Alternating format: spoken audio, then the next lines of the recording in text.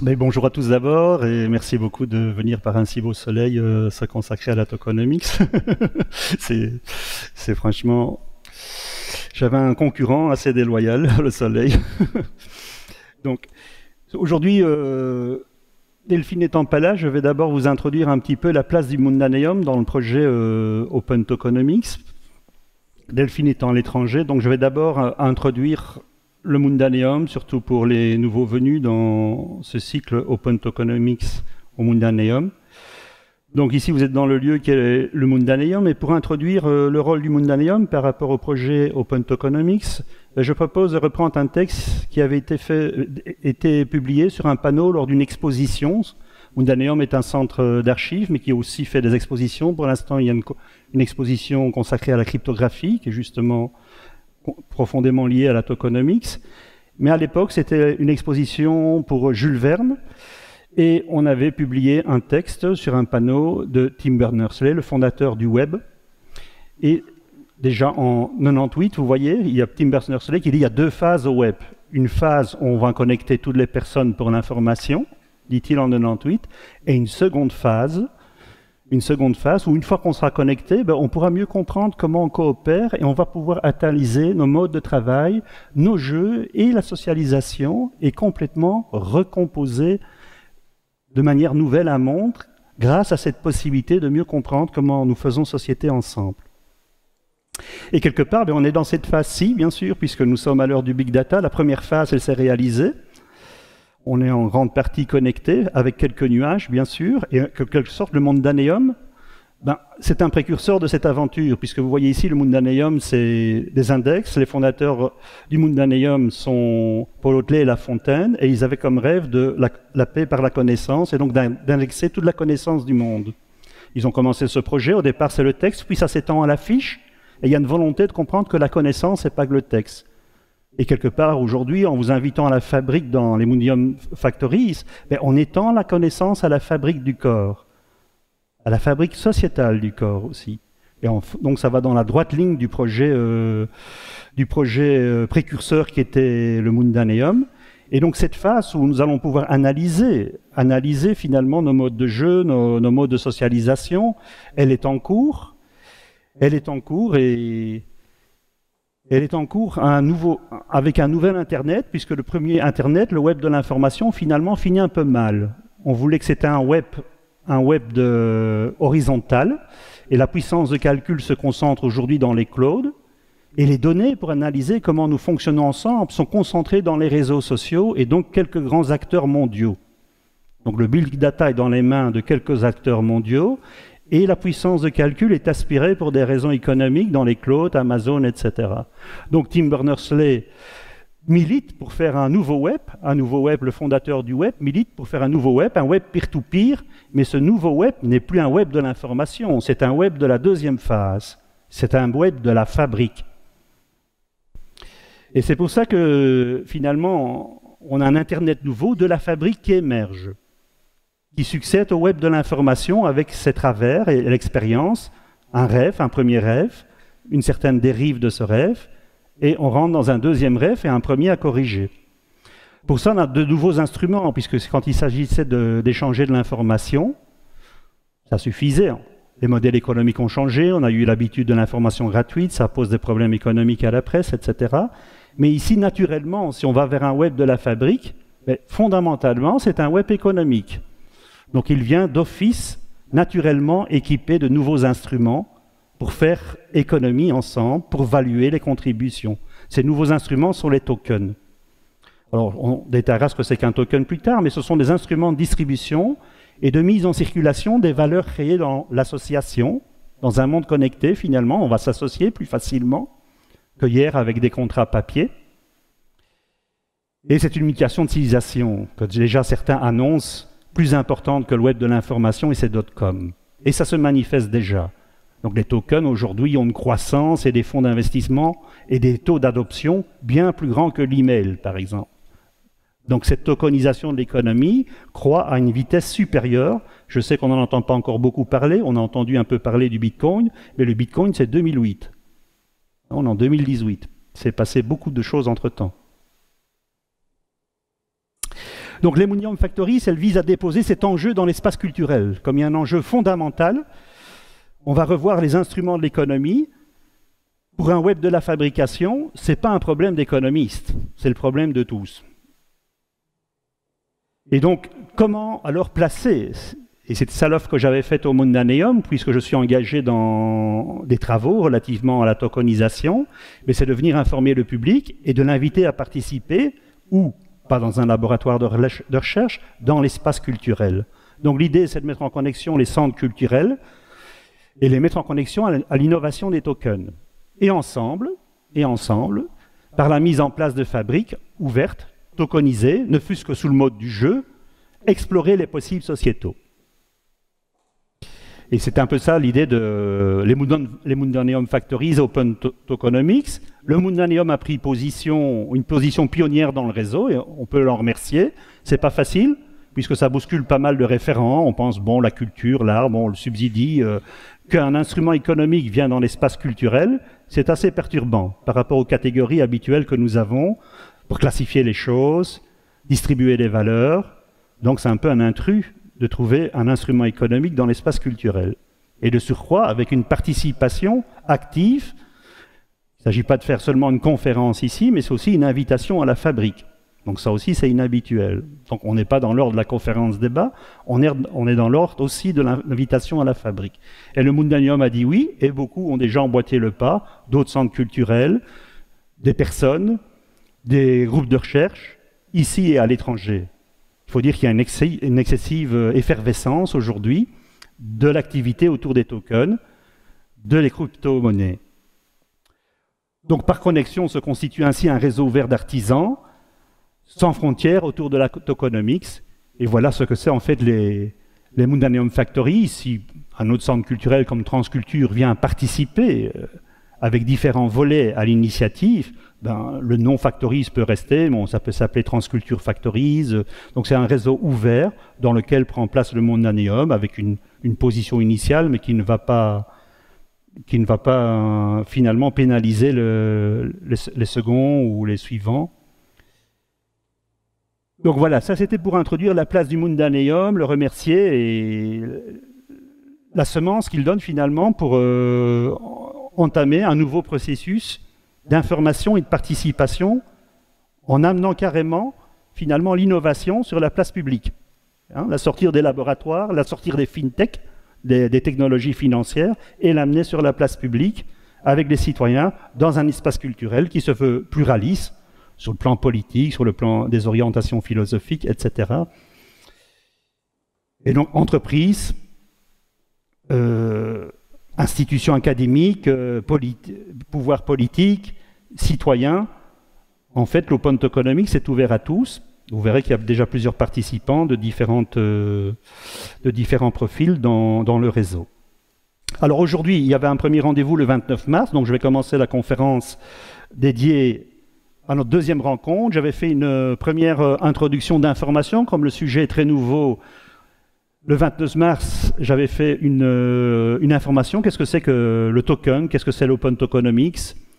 Ça avait été introduit le 12 mars à Open Knowledge, puisque l'idée, pour me placer dans l'espace public aussi et l'espace culturel, ben, je n'allais pas venir avec un projet commercial, ça n'a pas de sens. La tokenomics, avant tout, c'est une aventure de connaissance. Et donc on a été sélectionné par Open Knowledge. On a proposé le projet d'utiliser l'espace culturel pour ouvrir en mode open la problématique de ces tokens, la problématique de ce nouvel Internet. Et ça a séduit Open Knowledge en Belgique, et on a été sélectionné, on a pu présenter le projet à Louvain-la-Neuve en mars 2012. En fait, ça a été un peu le point de départ, l'annonce. Et donc ici, c'est la deuxième séance. La deuxième séance que je vais consacrer à la gouvernance, et pour les nouveaux qui ne savent pas ce que c'est qu'un compte token, ben, je vais bien sûr répéter ce que c'est qu'un token. Et je vais aussi reprendre, comme j'avais commencé la fois passée, ce qui a fait choc en 2017, ces fameux tokens d'école. Les tokens, ce n'est pas comme les crypto-monnaies, je vais y venir, c'est un jeton digitalisé dans lequel il y a des droits. On va détailler. Mais sur le plan financier, c'est une bulle énorme qui s'élève surtout les 6 derniers mois de 2017, et il y a un décollage exponentiel de l'émission de tokens.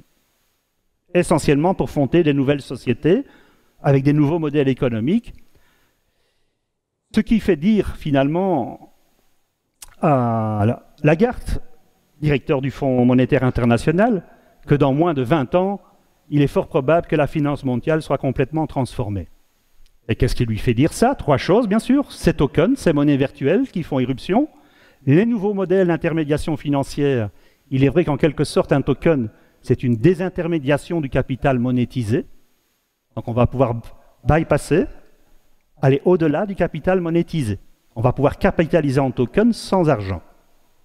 Donc il y a là des nouveaux intermédiaires financiers couplés, puisque ce sont les objets digitaux, à l'intelligence artificielle. Et elle développe ça dans le cadre dans le milieu bancaire, avec un développement adressé aux banquiers. Mais nous n'allons pas faire ici un développement adressé aux banquiers. Qu'est-ce qui fait parler, en fait, Madame Lagarde de cette manière? Comme je vous dis, il y a la blockchain en 2008. En 2008, qui demande, c'est un protocole. Elle fait quoi? Des cash coins. Ça veut dire des coins qui imitent la masse. Vous avez 2 bitcoins, 3 bitcoins, ça imite une masse, c'est comme toutes les monnaies, la livre, le pesos. La seule différence de cette monnaie, enfin si je puis dire la seule, elle est énorme, c'est qu'elle n'est pas émise par l'État. Elle est émise collectivement, en peer-to-peer, par un minage en compétition. Donc, ce sont des mineurs qui vont l'extraire, avec un poids de calcul, il y a une compétition, les monnaies qui sont issues, les jetons qui sont issus, ben voilà, ils circulent, et donc il n'y a pas d'autorité bancaire derrière cela. Et on voit que socialement, vous avez vu le cours, évidemment c'est très volatile, c'est expérimental, mais d'énormes sommes d'argent, au niveau mondial c'est petit, mais enfin insignifiantes quand même, vont emprunter le chemin du Bitcoin. Donc la grosse différence du Bitcoin, c'est une émission sentière. Et le protocole sous-jacent est appelé la blockchain, et c'est un protocole qu'on appelle un protocole de confiance, c'est lui qui permet d'avoir la confiance. Ce n'est pas l'État ou un tiers, une banque, ou l'État avec un accord avec les banques qui va donner la garantie qu'il n'y a pas de fraude, la garantie que l'émission est sérieuse, la garantie qu'il n'y a pas de jetons qui se perdent, qu'il n'y a pas de faux, etc. C'est le protocole qui assure tout ça. Hein, c'est le protocole qui assure toute cette sécurité et cette confiance. Évidemment, ça sort au moment où il y a la crise 2008, on n'a plus confiance aux banques, qui quelque part confisquent l'argent, il y a l'effondrement du milieu bancaire au niveau international, des nouvelles lois qui sortent, on veut garantir l'épargne jusqu'à 100 000 €, mais on pourra peut-être prendre au-dessus s'il y a de nouvelles crises. Donc évidemment, les gens se ruent sur le Bitcoin, et donc en 2008, ça décolle, bien sûr. Hein, les gens ont bien plus confiance en ce protocole qu'aux banques. Va suivre tout de suite une autre blockchain, qui est la blockchain Ethereum, et là on s'est dit, si on fait des transactions financières avec du cash coin, des jetons qui imitent la masse, en fait, ce que nous connaissons tous les jours, pourquoi pas faire un ordinateur distribué? Alors ça c'est Ethereum qui a fait ça, il a fait un ordinateur distribué sous le principe de la blockchain. Donc au lieu d'avoir des exécutions de transactions bancaires ou des transactions d'argent, c'est des exécutions de transactions d'exécution de programmes. Mais ça revient tout à fait au même. Et donc au-dessus alors, on a une couche logique et on fait ce qu'on appelle du contrat intelligent. Donc ne pas seulement avoir du contrat monétaire, mais du contrat de n'importe quelle forme. Programmé avec un langage de programmation qu'on dit Turing complet. Si vous avez un peu de programmation, c'est tous les contrôles de flux, les boucles, les if, etc. Vous avez un langage complet, les opérations, pour programmer des smart contracts sur un ordinateur distribué. Vous êtes sûr que votre programme n'est jamais corrompu, donc vous avez toute la sécurité que vous avez que vous pourriez demander à votre compte en banque. Et toute cette sécurité, elle est sur le code exécuté. Toute la sécurité que vous pouvez demander à votre compte en banque, vous l'avez sur le code exécuté sans tiers. Et là, on peut redéfinir. Il y a eu alors, avec la facilité de contrat, il y a eu un premier essai qui était une tentative de faire alors des organisations ouvertes. Puisqu'on a facilité à contracter, pourquoi prendre des conventions d'actionnaires, pourquoi prendre un notaire pour faire une société, etc. Pourquoi passer par toutes ces démarches papier? Il suffit que j'écrive toutes ces procédures dans le code. Donc la facilité de contracter, on se dit, on va faire des entreprises, des organisations autonomes, parce qu'elles seront, tout le registre des besoins seront dans des smart contracts, et quand on fait une société, on activera les smart contracts qu'on veut pour voter, pour contracter, pour les transactions financières, pour déposer de l'argent. Donc une première expérience de ce type a été faite, c'est ce qu'on appelle les Decentralized Autonomous Organizations, les DAO. Ils se sont plantés. qui se sont plantés. Pourquoi? Bon, parce que le fait que vous avez un langage tellement riche pour écrire les smart contracts que le fait que vous écriviez quelque chose de pas consistant est très probable. Et donc, il y a des gens qui ont écrit des choses non consistantes. Évidemment, il y a des malins qui ont vu ça. C'est comme si vous faites, je ne sais pas moi, une pompe à essence et que le compteur est mal fait. Bah, tout de suite, vous allez avoir une file à la pompe pour remplir le... Ça ne va pas tarder. C'est ce qui s'est passé. Donc il y a des gens qui ont fait des contrats inconsistants économiquement. Ça a été tout de suite observé par d'autres qui en ont profité pour faire le plein de 40 millions d'euros. Donc après, le système a fourché. On a abandonné les DAO tokens. Le système a fourché.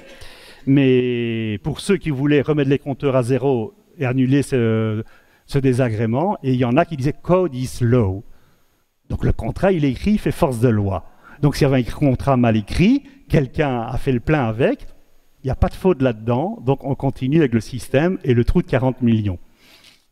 Donc il y a deux Ethereum maintenant. Il y a l'Ethereum classique et l'Ethereum qui a fourché et remis les compteurs à zéro.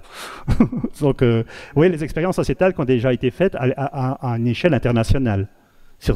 Et donc le token, c'était les premières expériences de token en fait, c'était 2015. Mais le token a vraiment, comme smart contract, comme possibilité d'investissement, comme jeton d'investissement et comme règle aussi quand on fait de l'économie. Parce que ce n'est pas qu'un jeton d'investissement. Vous pouvez avoir un premier jeton pour investir et puis quand la société, c'est généralement des jeunes pousses, à son service, on vous convertit le jeton dans d'autres jetons qui vont faire d'autres services. Donc c'est tout un jeu de jetons qui vous permet comme ça d'une première phase initiale d'investissement, bien plutôt qu'aller en bourse, bien plutôt qu'aller chercher du VC. Au passage, par exemple, l'argent qui circule sur les jetons dépasse déjà en 6 mois la capitalisation en venture capital, donc en capital à risque, de toute la France en 1 an, qui est la 5e puissance du monde. Donc il y a plus d'argent qui tourne sur l'investissement en token que sur l'investissement français complet en VC en 1 an. En 6 mois seulement. C'est pour dire le volume. Alors le problème n'est pas tellement ici, ce qui m'intéresse, ça montre la taille du phénomène et l'engouement, mais ce qui est intéressant surtout, c'est qu'est-ce qui va arriver après. Puisque vous voyez, depuis 2008, les innovations, la blockchain, il y a le problème en bas là, de l'étage qui est la blockchain.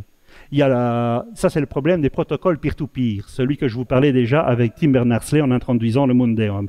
Aujourd'hui, il est complètement dissocié du problème de l'ordinateur distribué et du problème de l'économie des contrats. Ce sont des couches différentes. Donc la tokenomics, elle va surtout s'occuper de l'économie des contrats, indépendamment de l'implémentation physique des protocoles. Donc la tokenomics, au départ, mais c'est quoi un token? Et quelle économie, quel jeu logique je vais faire pour faire circuler de la valeur avec ces tokens? Donc ça, c'est une toute autre question, toute neuve.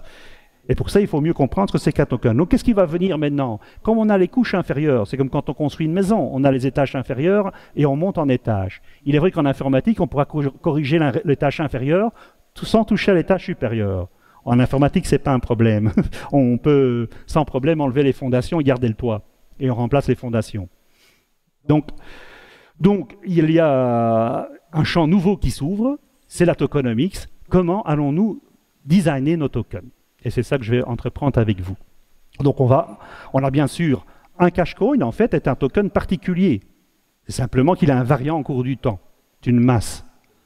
Tandis qu'un token, il va vous donner des 3 au cours du temps. Alors, première étape, pour celui qui n'est pas venu le 29 mars, un peu oui, voilà. Ok. Première étape, pour celui qui n'est pas venu le 29 mars, la façon la plus facile d'entrer dans la notion de token, c'est plutôt de comprendre ce que c'est que l'association des services. Et ici, je vous ai fait un petit schéma qui vous montre de l'association de services assez abstrait.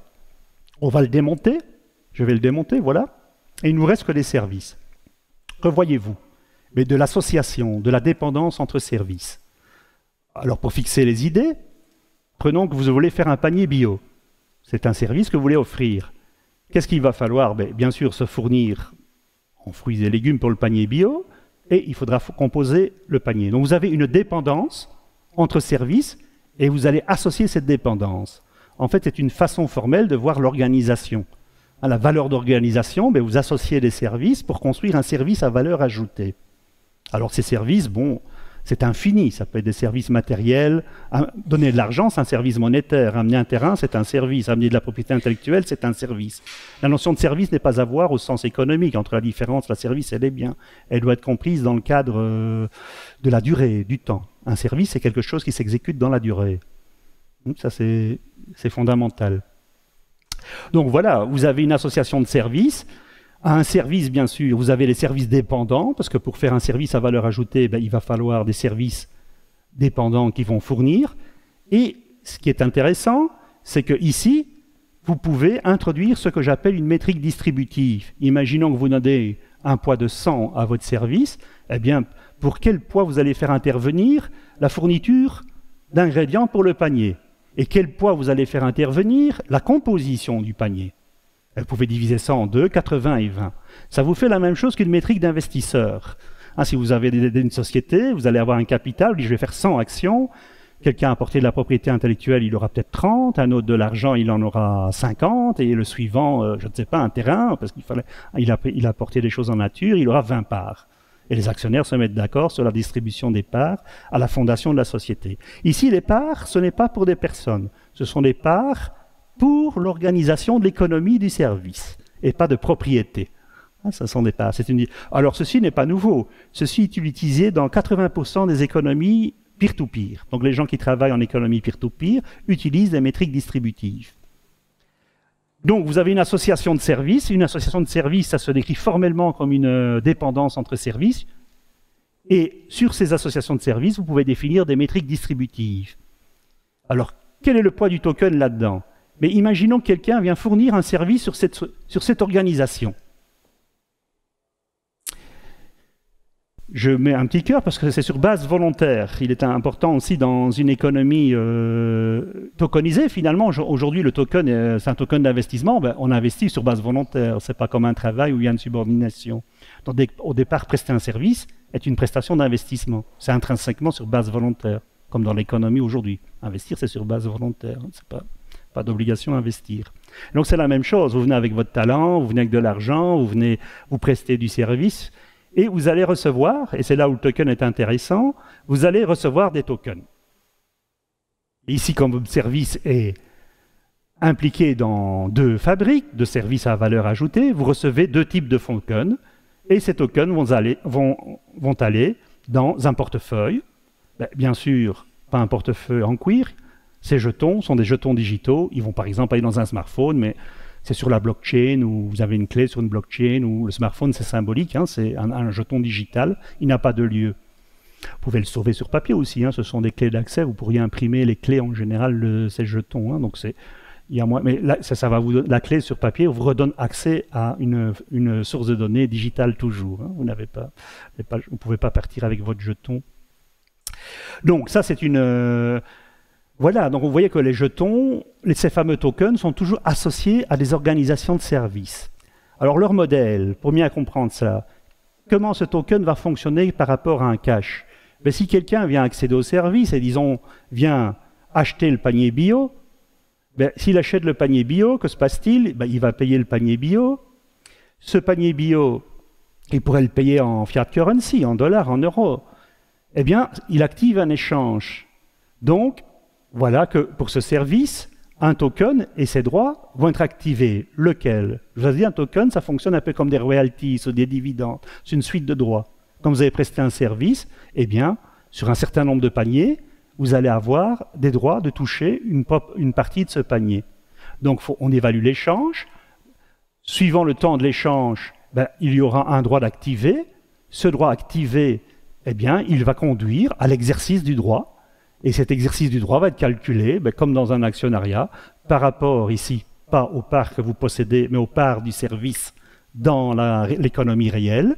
Et donc, vous allez avoir une certaine quantité d'argent, ici en fiat currency, les 80 centièmes, parce que le service en question pour lequel vous avez des droits représente 80 centièmes du tout, Y qui vous représente la part auquel vous avez droit, V la valeur d'achat, et ça va vous faire une valeur qui va aller dans votre portefeuille. Donc au départ, vous voyez, le token, si c'est une affaire d'investisseur, pour le client, on ne voit rien. Ça ne change rien. C'est d'abord une activité nouvelle comptable. C'est une forme... Alors dans le token, bien sûr, je prends la structure de dividende, mais ce token, ça pourrait être des droits de partage, des royalties si vous faites une œuvre d'art. Donc cette suite de droits, elle est toujours attachée à ce qu'on appelle un white paper, où on décrit comment on va faire. Ça pourrait être des droits de licence sur un logiciel, beaucoup se cachent derrière ça. Puisque si on dit, tiens, dans le mécanisme que vous faites, vous cachez en fait un investissement, et ce que vous faites, c'est du dividende. Alors vous ramassez... Bien sûr, les organismes de régulation, ils disent « Ah non, cette ICO est interdite, vous concurrencez les IPO, les introductions en bourse, sur un marché public, c'est pas autorisé, vous devez être une bourse pour ça, etc. » Mais non, la même chose, c'est vous appelez ça licence. Donc c'est le problème d'ontologie. Sur le plan formel, c'est toujours le même objet, mais sur le plan comment je vais dire ce que je fais, alors là, les autorités financières lisent votre white paper et vous interdisent ou pas l'ICO, voire vous l'avez faite et vous condamne après. Hein, il y en a plusieurs cas. Donc c'est un problème légal assez compliqué pour l'instant parce qu'il n'y a pas de régulation pour ce type d'objet.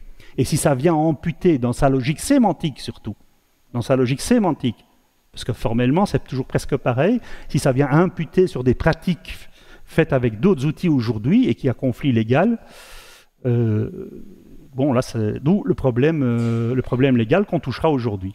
Donc ce que nous voyons donc c'est qu'un jeton, un token, en fait, c'est une unification. Si votre droit est exercé tout de suite, ça revient à un cash coin. S'il n'y avait qu'un droit exécuté tout de suite, ben ça, c'est le cash coin.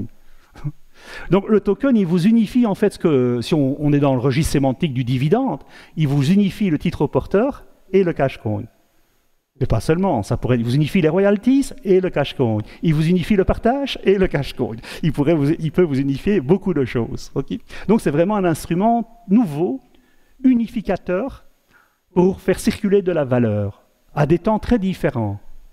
Regardez ici un autre exemple. Reprenons notre exemple ici, détaillé. Je n'ai pas tout mis, je n'ai mis qu'un droit. Il est vrai que vous avez ici un deuxième droit, qu'au moment où la personne a fait l'échange, ben, il aurait dû avoir 2 tokens activés, aussi le token du deuxième, puisque le produit ici, dépendait de 2 sources dans la métrique distributive. Donc, imaginons qu'une autre personne, c'est indispensable pour fournir le produit, si je n'ai pas composé le panier et que tout est resté dans l'hangar, je n'aurais pas pu fournir le panier bio. Donc, le deuxième produit, imaginons que quelqu'un a composé le panier, donc au moment où il y a eu l'échange, il y aurait eu aussi des tokens qui auraient été dans son portefeuille. Alors là, donc on aurait eu le même mécanisme, quelqu'un achète, on évalue les droits pour tous les fournisseurs de services. Donc pour tous les services en aval, on évalue les droits et on met à jour les portefeuilles au moment de l'échange. Alors regardez, ça c'est une nouveauté. Puisque vous avez une organisation ouverte, si vous achetez votre voiture, vous allez la payer contre une personne morale, une société. Il n'y a pas le choix, sinon c'est compliqué. Vous n'allez pas pouvoir payer les 10 000 ouvriers et ingénieurs qui ont fabriqué la voiture.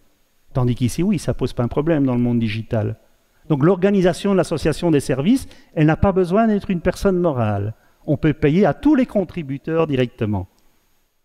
Donc vous n'avez pas besoin de construire un intermédiaire. C'était ça l'esprit des Distributed Autonomous Organizations, pour lequel il n'y a pas de loi aujourd'hui.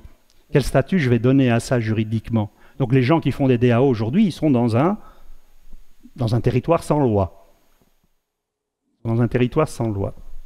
Bon, donc c'est même plus subtil encore. Non seulement vous avez à voir la relation, mais imaginons maintenant que je vienne à...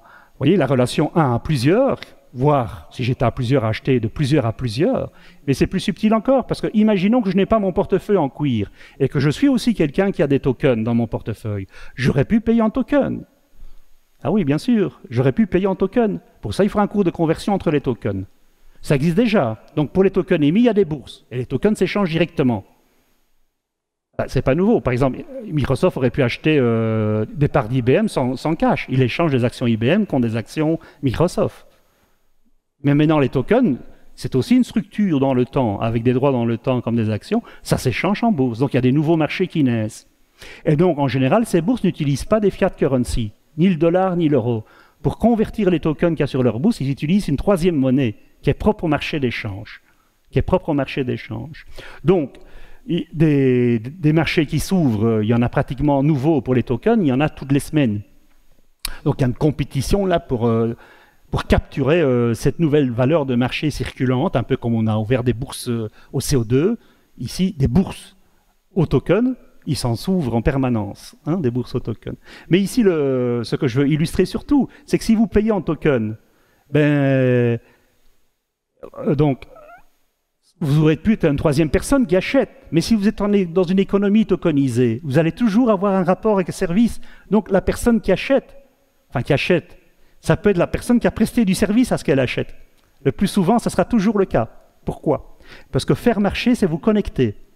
Et donc, quand vous êtes un usager d'un service, vous produisez toujours le service de construire le marché.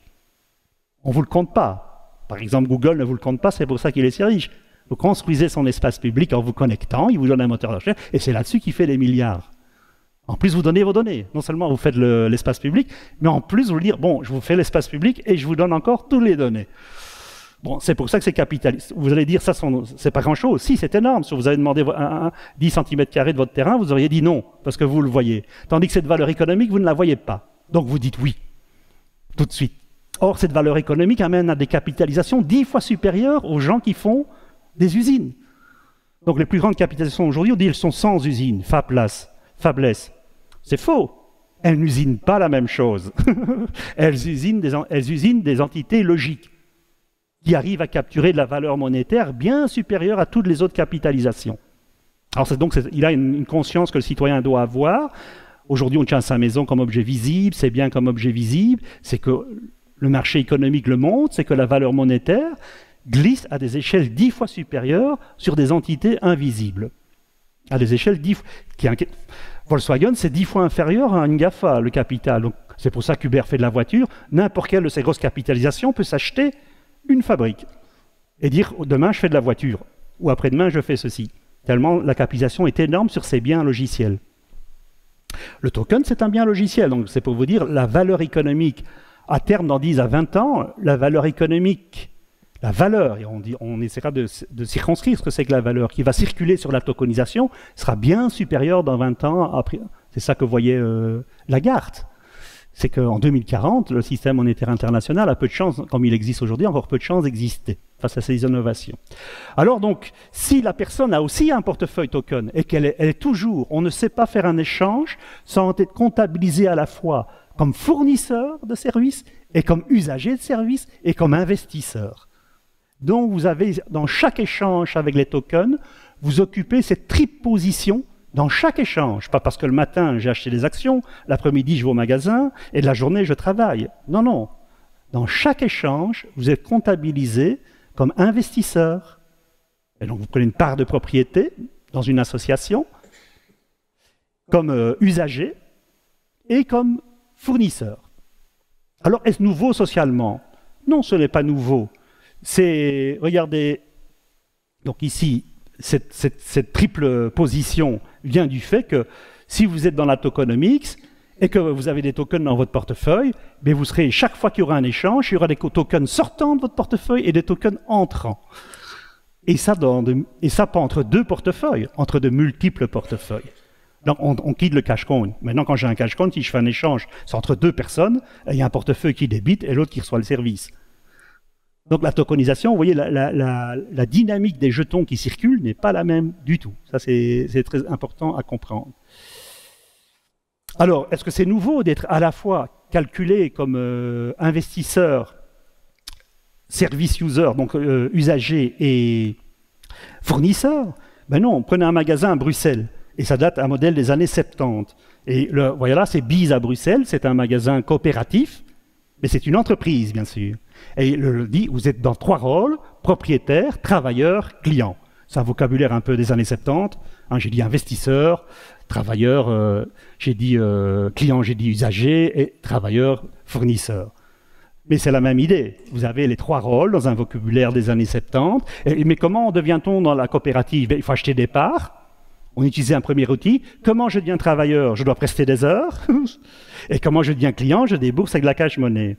Tandis qu'avec le token, dans chaque échange, vous êtes comptabilisé dans ces trois rôles. dans chaque échange. Donc, sociétalement, ce n'est pas une révolution, enfin, tout le monde ne va pas dans les systèmes coopératifs à la bise, mais je veux dire, ce sont des systèmes qui ont déjà été mis en place. Mais à l'échelle d'une entreprise coopérative, le token vous permet d'avoir ce concept à l'échelle de marché. Donc, vous passez de l'entreprise coopérative au marché coopératif. Tout le monde n'a pas la volonté de faire usage de ça, du token. Il y en a qui veulent juste en faire un usage à l'ancienne, comme un produit d'investissement, donc comme un asset, et ne pas en faire une pleine monnaie circulante. Mais je ne pense pas que ça va résister à la pression d'en faire une monnaie circulante pleine. Ça ne risque pas, à mon sens, c'est ce que d'ailleurs voyait Lagarde, ça ne risque pas de rester un produit d'investissement, le token. Hein, ça va devenir, plus il y aura d'adoption, un jeton circulant pour calculer la valeur de service, calculer la valeur d'investissement. Et donc c'est très important ça, puisque quand on est dans un temps marchand, c'est un travail à deux mains. Je fais de l'échange, on débourse, c'est ce qu'on appelle des marchés marchands. La coopération n'a pas de marché, elle est à la marche. La coopération n'a pas de marché, elle se fait en entreprise, mais il n'y a pas de marché coopératif. Sur le marché, on entre en conflit, pas en coopération. Hein, on lutte sur un marché. Donc il n'y a pas de marché coopératif. Pourquoi? On n'a pas les outils. Ce n'est pas parce qu'on est des vilains prédateurs, c'est par absence de circulation de contrats coopératifs qu'on est en position de conflit sur un marché. Donc ce qu'on appelle le libre marché, on est en compétition, mais signe seulement l'absence de contrats coopératifs. Dès le moment où vous allez mettre sur un marché des outils comme le token, ça change considérablement la donne. Pas besoin de demander aux gens d'être meilleurs. L'association, la coopération pour créer de la valeur ajoutée est facilitée, hautement facilitée. C'est un peu l'esprit des DAO. Voilà. Donc, ces tokens, en fait, reprenons-le, ça amène des nouveaux usages. Ça amène des nouveaux usages de propriété. On devient propriétaire de manière nouvelle, comme vous avez vu chez Bees. Ben, je suis un propriétaire de manière nouvelle. Hein. J'ai acheté une action, oui, mais je dois rester dans le service. Hein, je ne peux pas juste prendre des actions et puis j'attends si ça rapporte. Il n'y a pas de dividende sur les actions de Bees. Hein. Donc vous devenez propriétaire, ça ne rapporte rien. Il faut aller travailler et il faut être client. Il n'y a pas le choix. Donc c'est un modèle, c'est pas un modèle d'investissement. Sur les tokens, vous pourriez avoir des dividendes, c'est pas un modèle exclusif. Mais ce qui est important de comprendre, c'est que la triple position, temps d'investissement à plusieurs mains, temps marchand à deux mains, est systématiquement dans chaque échange. Pourquoi on a pris la métrique distributive? C'est très important, puisque si vous faites du monde marchand, vous n'avez pas accès au monde associatif. Un monde associatif économique, ben, on traite ça avec des actions. Il faut s'associer, il faut distribuer. Donc c'est un travail à plusieurs mains. Avec un cash coin, vous ne savez pas faire ça. Hein, c'est pour ça qu'il y a les instruments, l'actionnariat est très important. Il permet de faire des entreprises. En fait, il permet de faire de l'association économique. Le token joue ce rôle, plus un rôle de cash coin. Donc c'est là où il unifie le temps marchand et le temps d'investissement. Donc c'est super important. Et donc ça redistribue aussi les rôles. Hein. Ça a un immense impact sur les classes sociales, puisqu'aujourd'hui il y a le capital monétisé, les revenus du salariat. Avec le token, ces classes disparaissent. Pour des raisons comptables, pas pour des raisons idéologiques, qu'on aurait coupé la tête au capitalisme, ou que le capitalisme triompherait sur un prolétariat dépossédé. Non, c'est pour des raisons comptables. Donc il faut bien voir tout le potentiel de sortir des dilemmes sociétaux qu'on a aujourd'hui à travers l'outil. L'outil est fondamental. Avant d'appeler à la conversion des âmes, alors, imaginons les nouvelles façons d'être propriétaire. Imaginons que vous avez votre maison, bon, c'est ancestral, on est sédentaire depuis longtemps, et la maison, c'est un lieu de sécurité. Ben, autrefois, ben, on défendait son bien, son lieu, par soi-même. Donc, les Américains tiennent d'ailleurs toujours très fort au droit d'être armés. Donc, ils n'abandonnent pas ce droit à l'État. Ils veulent garder quand même une priorité personnelle sur leur droit à assurer leur sécurité. Chez nous, dans un État de droit, on abandonne la force armée à la justice, au bras armé de la justice.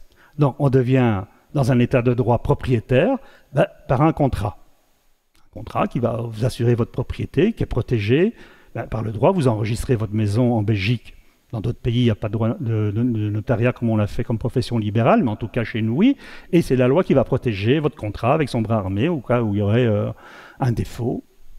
Alors, qu'est-ce qui change? Qu'est-ce qui change si on passe dans la tokenisation par rapport à cela? Bon, voilà une façon d'être propriétaire dans une civilisation de l'écriture qui a du droit. Au début, j'ai commencé. Bon, quelqu'un qui aurait une maison dans une civilisation qui n'a pas d'écriture, ben, il défend sa maison à la force de son bras. Donc, que va-t-il se passer dans un monde digitalisé?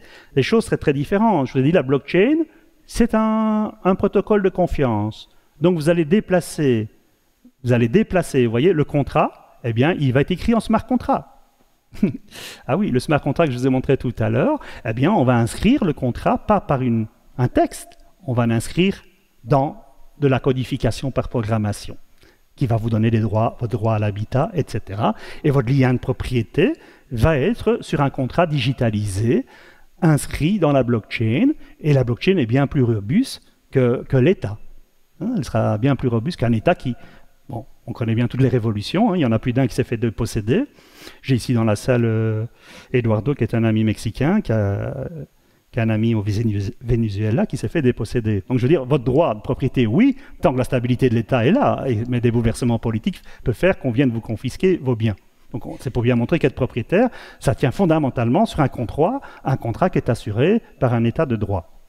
Et donc ici, être propriétaire, une fois qu'on a un protocole qui assure la confiance, le contrat va être pas codifié exclusivement dans du texte, mais codifié digitalement pour pouvoir s'inscrire dans le protocole de confiance. Et c'est lui qui va vous assurer la propriété. Donc d'ailleurs, une première application de la blockchain, c'est de transformer le notariat. Donc beaucoup de pays qui n'avaient pas de notariat, surtout dans les pays en voie de développement, ben, qu'est-ce qu'ils pensent? Ceci, et pas le coût de développer un notariat. Donc ça aussi, c'est à réfléchir, parce que si on n'évolue pas assez vite, les pays émergents qui n'ont pas notre structure ici confortable de droit et de propriété, ben, ils vont adopter la nouvelle solution assez rapidement, bien plus que de passer par les voies que nous sommes passés par l'écriture. Donc bien sûr, il y a toujours la justice, qui pourrait être en corrélation avec la blockchain privée, publique. Un État pourrait mettre en place une blockchain, ça existe, il y a deux États déjà en Afrique qui ont émis une blockchain pour émettre des cryptocurrencies. Alors là, il y a une articulation de droit entre ce tiers de confiance par protocole, sans tiers, et le tiers de confiance qu'est l'État, et qui, en fait, externalise en quelque sorte une partie de ce rôle de confiance sur la blockchain. Donc il y a déjà des options qui ont été prises dans 2 pays comme ça. Alors bien sûr, votre contrat, il va être protégé parce qu'il est dupliqué. Donc il faudrait, votre contrat papier, si jamais il était détruit, c'est grave. Il est très difficile de décrire le contrat sur les blockchains en raison que c'est dupliqué en sur des millions de nœuds. Et donc distribué dans le monde, c'est très difficile à détruire. Donc l'avantage, rappelez-vous, c'est que le token, il vous met dans la triple position de propriétaire, d'utilisateur de services et de fournisseur. Donc, jusque-là, je suis propriétaire d'une maison, mais cette flexibilité d'avoir du contrat digitalisé avec un triple rôle, bien, vous permet bien mieux. C'est d'être propriétaire, pas d'une maison, du bien physique, mais je vous parlais tout à l'heure de service, mais du service de logement. Et donc, je suis actionnaire, en quelque sorte, investisseur dans mon service de logement.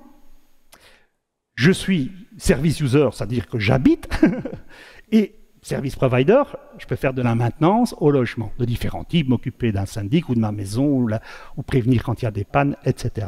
Même si je ne presse pas donc, au moins une veille. Donc il est beaucoup plus facile, avec une économie tokenisée, d'avoir un rapport de propriété au service, puisque mon token me donne les 3 rôles d'investisseur, le service user et le service provider. Tandis que maintenant, si je fais du time sharing, ça existe, ou des habitats groupés, c'est très peu flexible. Comment quitter mon habitat groupé?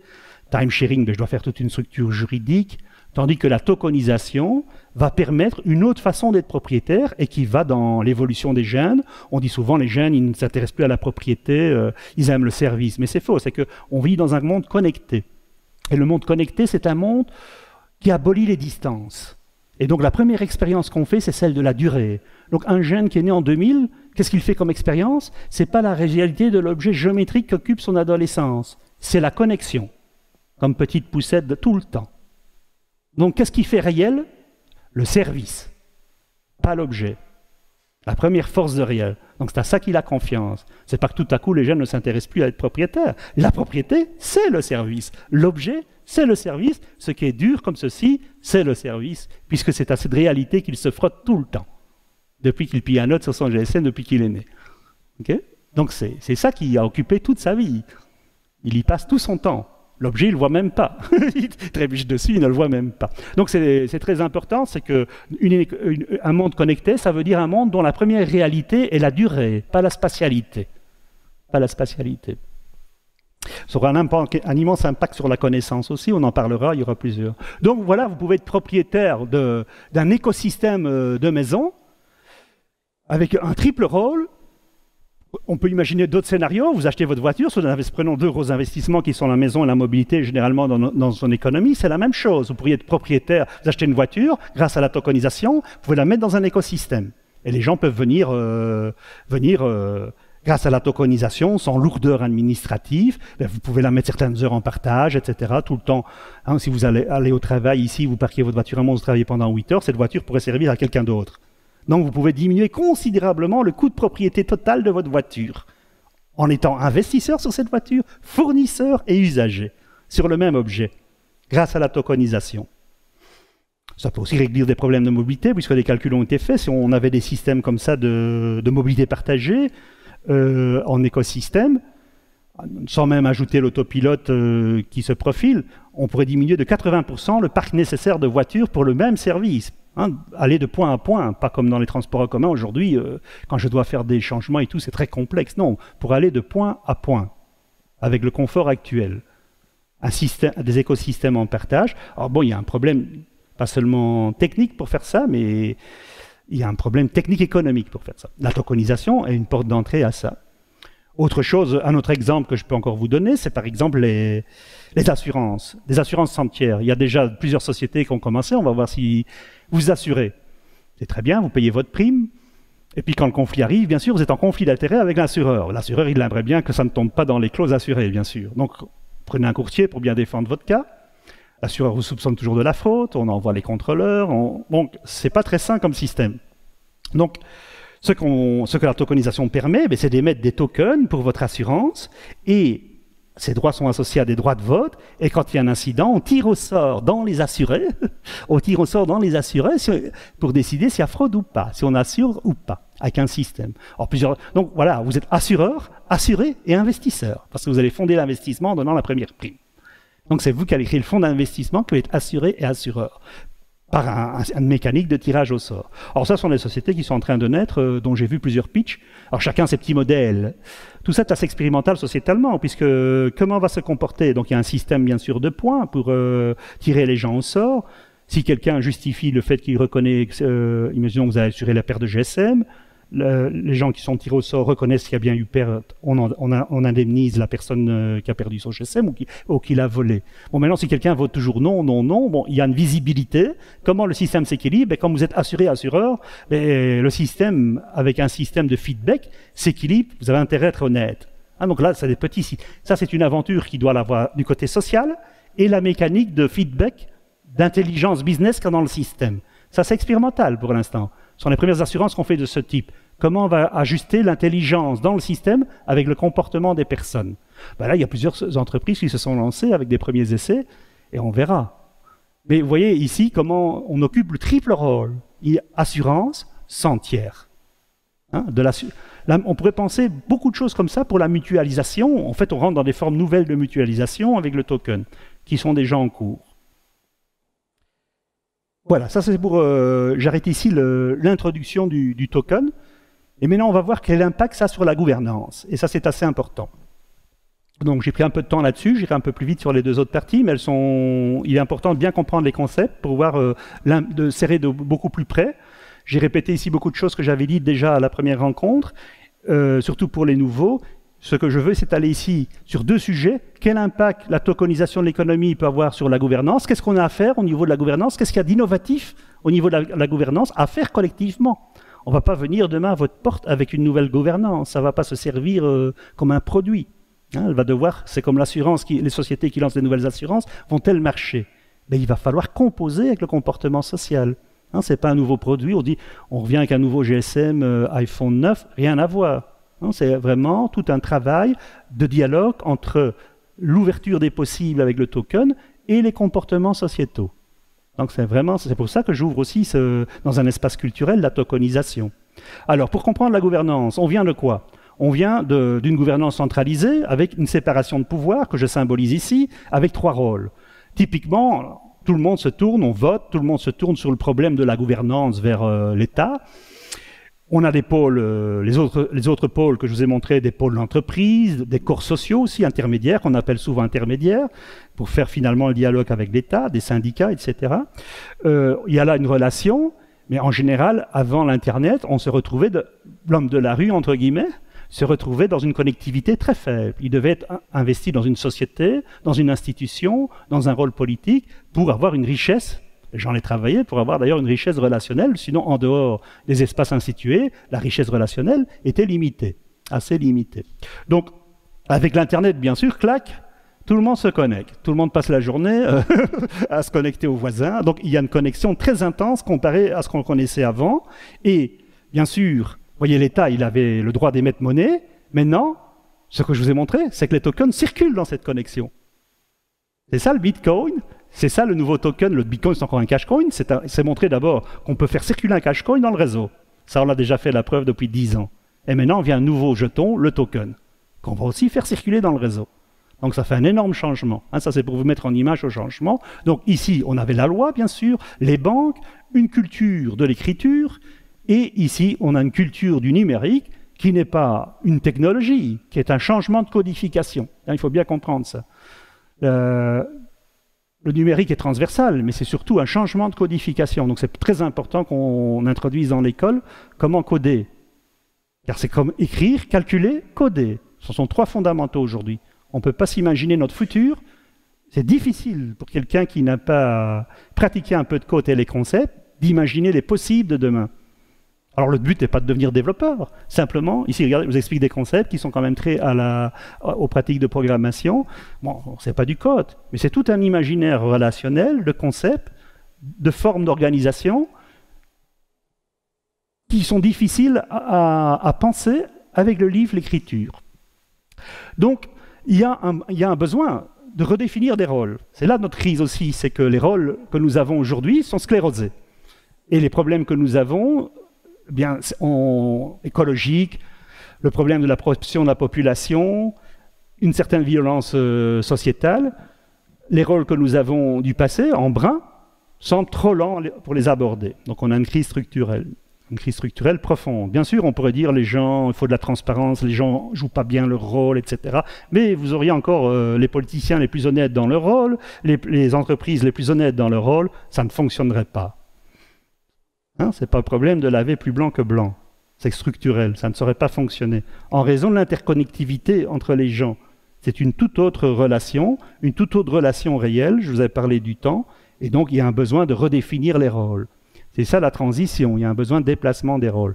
Le token est important, sinon ce sera un discours sociologique, on n'en finirait pas de se perdre en discussion. Le fait qu'il y ait un outil, cet agrégateur, le fait qu'il y ait un token, ben c'est ça qui mate. L'argent forme contrat, qu'on soit d'accord ou pas. Bon, il y a une nécessité, c'est ce que j'avais montré la fois passée.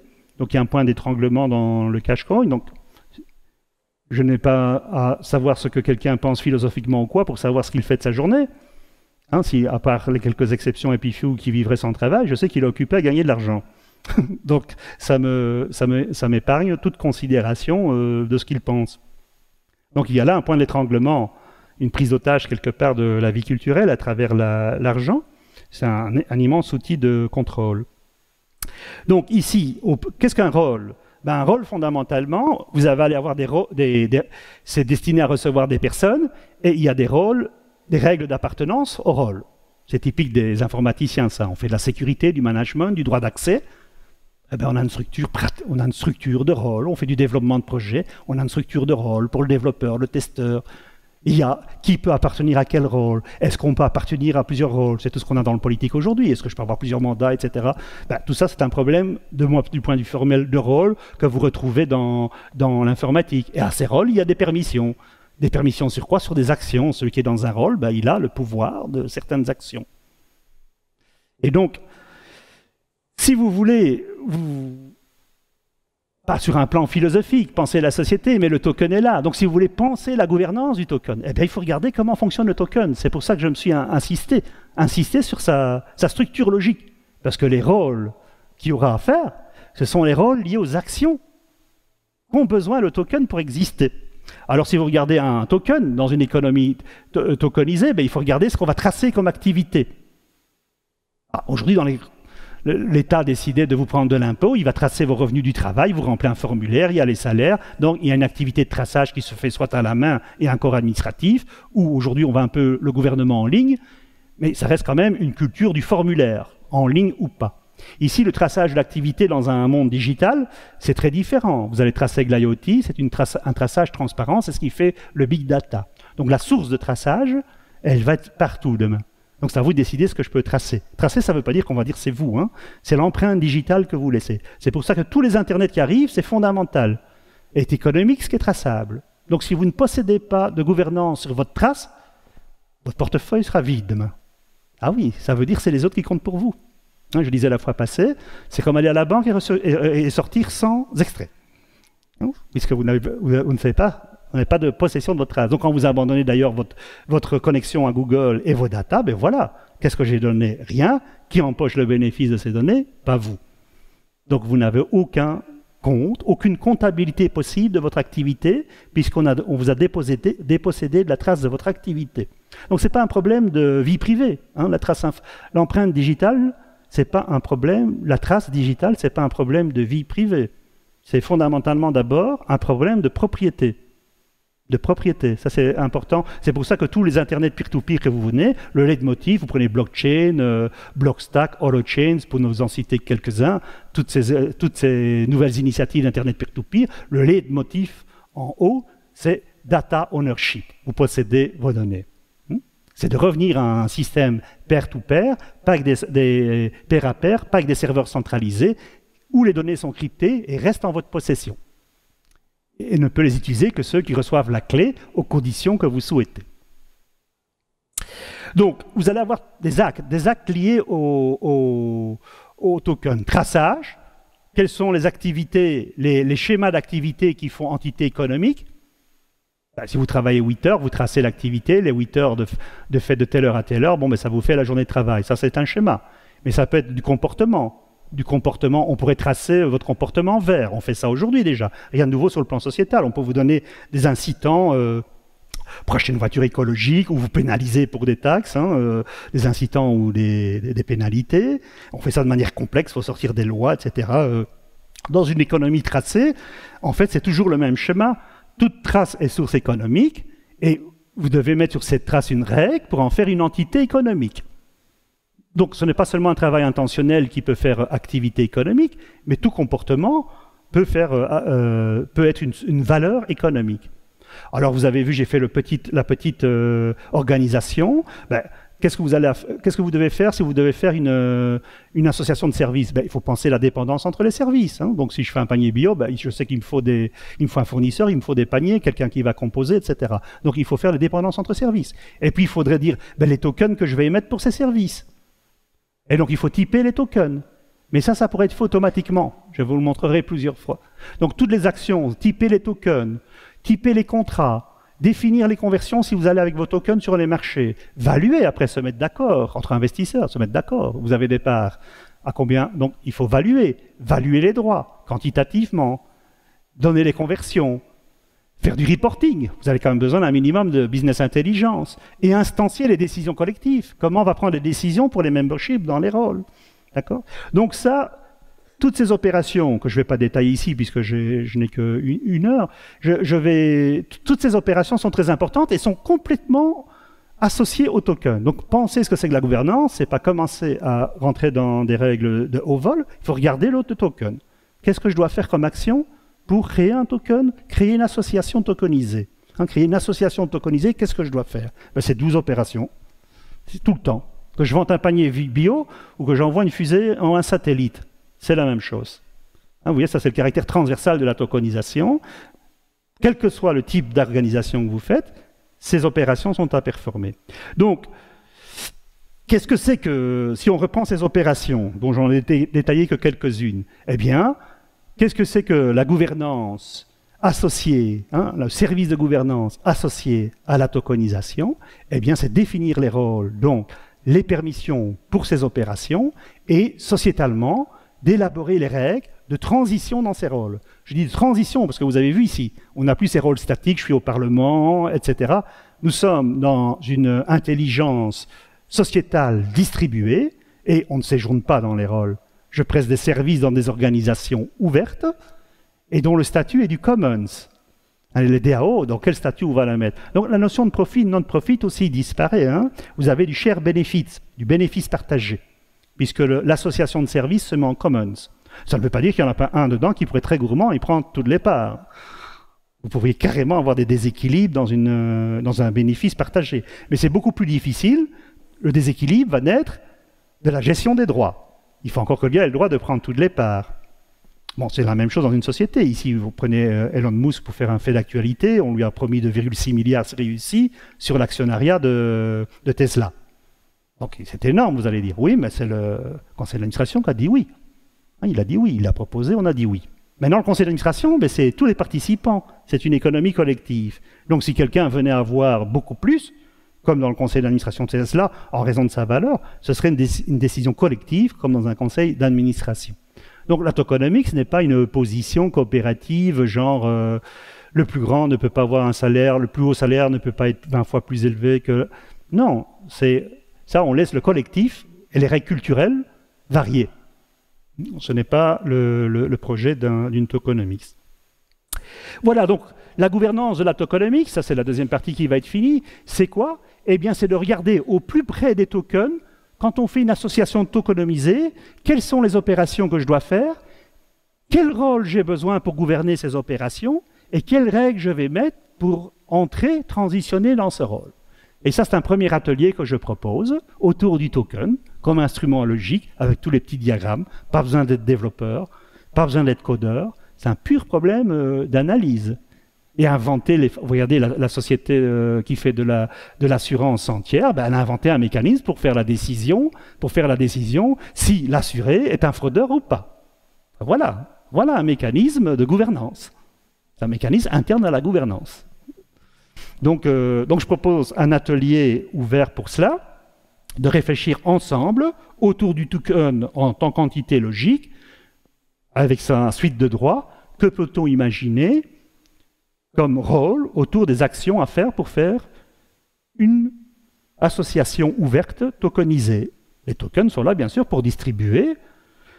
Les tokens sont là dans une association pour distribuer les parts des ressources du service. On fait un service avec une certaine valeur. On a investi pour ce service. Il faut redistribuer, lorsqu'il y a échange, la valeur au contributeur. C'est simple dans son principe. Donc, c'est ce que j'avais proposé, la roadmap quand j'ai introduit l'événement. Je vous avais introduit que j'avais comme projet de connecter le temps culturel, donc les centres culturels, pour faire un net de la fabrication. Je m'étais donné un premier rendez-vous le 29 mars, et ce second rendez-vous où vous venez concerne gouvernance et tokenomics, avec un premier objectif. Donc il y en a deux autres, comme je vous avais dit, mais ici un premier objectif. Il m'a fallu au moins 2 séances pour que les gens comprennent bien que veut dire gouverner dans une économie tokenisée.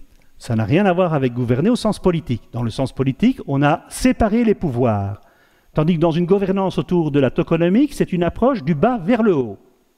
Et c'est un problème de distribuer la puissance, puisque ce n'est pas du pouvoir, c'est distribuer de la puissance décisionnelle. Donc c'est un tout autre travail entre pouvoir et puissance. Donc c'est un problème de distribution et pas de séparation. Ce n'est pas un problème de pouvoir, mais de puissance, puisqu'on permet aux gens de s'associer plus facilement. C'est là c'est ce qu'en anglais dit empowering people, c'est fort à la mode, enabling, empowering, mettre les gens en puissance, mettre les gens en capacité d'agir. C'est un peu le leitmotiv dans le crowdsourcing, c'est un citoyen participatif, mais il lui faut des outils pour être en position d'agir.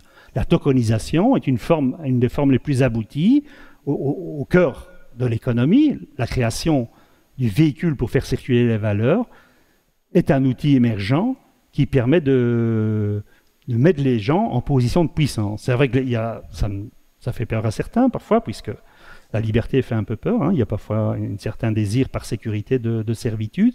C'est forcément un appel à plus de liberté dans l'association. Plus de liberté dans l'association, ça veut dire aussi plus de liberté de choisir son objet social. Puisque si vous allez pour une entreprise, on n'a pas de facilité de s'associer. Si on veut faire une entreprise, on est start-upper, c'est un parcours de combattant. Il y a d'ailleurs des organismes à Mons et ailleurs qui s'occupent d'encadrer les gens pour les aider à monter la montagne et de devenir entrepreneurs. Tandis qu'ici, la tokenomics, c'est l'inverse. On va abaisser la montagne. La tokenomics, c'est abaisser l'énergie d'activation pour s'associer, faciliter l'association. Et ce token qui vous permet justement d'être investisseur, services usagers et fournisseurs, avec une balance que vous voulez, vous permet d'être partiellement entrepreneur en quelque sorte. Hein, vous avez, par le token, un instrument de gestion du risque. On se dit être entrepreneur, c'est risqué, c'est quand même plus sûr d'aller chercher son salaire tous les mois. Mais le token, il va permettre de vous balancer à 20% entrepreneur, à 30% employé.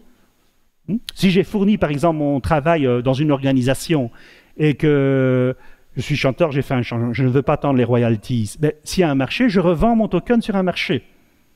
Et je touche directement alors un salaire. Je passe de ma position d'investisseur à une position d'employé.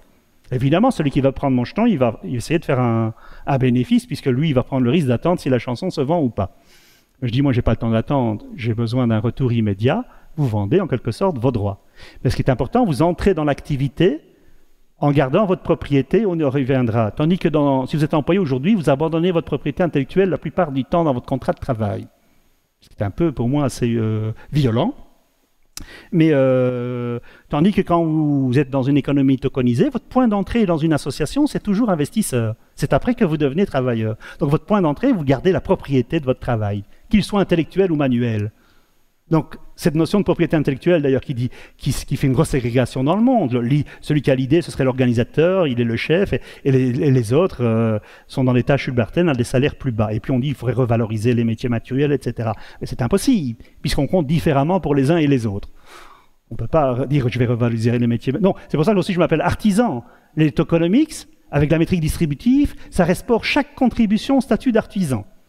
Même si vous venez avec de la théorie, du concept, des valeurs formelles, vous serez un artisan, pas le chef. Donc la valeur additionnelle, si vous la déposez en commons, n'est plus la valeur valorisante qui finalement pose les autres dans un état de subordination par rapport à leur art. Chaque art est respecté selon les valeurs d'une communauté. La métrique distributive permet d'utiliser le même acte comptable pour tous. C'est ça qui est important. Après, la valeur qu'on va donner à l'acte comptable, ça c'est la question du poids des valeurs. Si une culture se dit que l'abstrait c'est mieux que raboter une planche ou être menuisier, ça c'est un autre point. Mais en tout cas, on compte avec le même instrument métrique. Pour l'instant, ce n'est pas le cas. Hein, on ne compte pas avec le même instrument métrique pour un travailleur, aussi talentueux qu'il soit, et un investisseur. On n'utilise pas les mêmes mètres. Donc l'unification du temps d'investissement et du temps marchand est très important. Alors deuxième et dernier, c'est le droit. Ça c'est un peu plus technique, mais donc j'invite à faire des ateliers, ça sera ouvert. Le deuxième aspect, c'est le droit. Évidemment, on est en région, commencer à faire des tokens qui vous allez avoir le problème, qu'est-ce que je vais faire avec l'association libre? Je n'ai pas de statut, je ne vais pas dire c'est une fondation, une non-profit, une société lucrative ou pas. On a une autre technique comptable, donc on est en porte-à-faux. C'est pour ça que tous les gens qui font de l'ISO maintenant, ils vont en Suisse, ils ont ouvert des droits. La plupart vont en Suisse, 80%.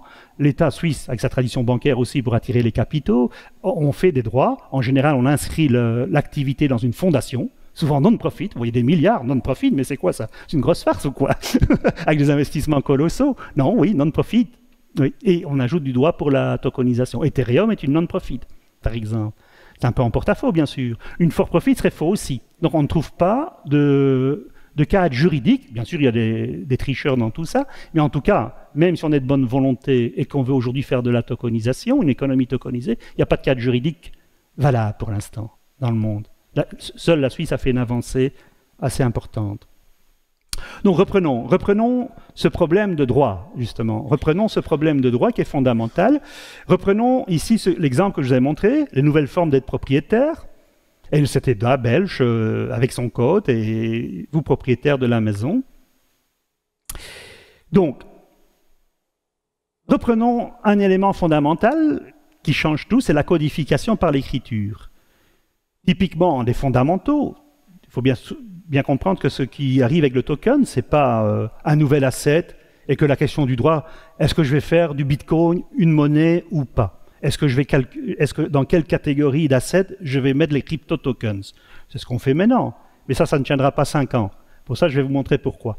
Parce que le changement est beaucoup plus profond. Le changement est beaucoup plus profond que se dire, tiens, on a un nouvel objet, il faut faire des nouvelles catégories légales, on a un nouveau produit financier.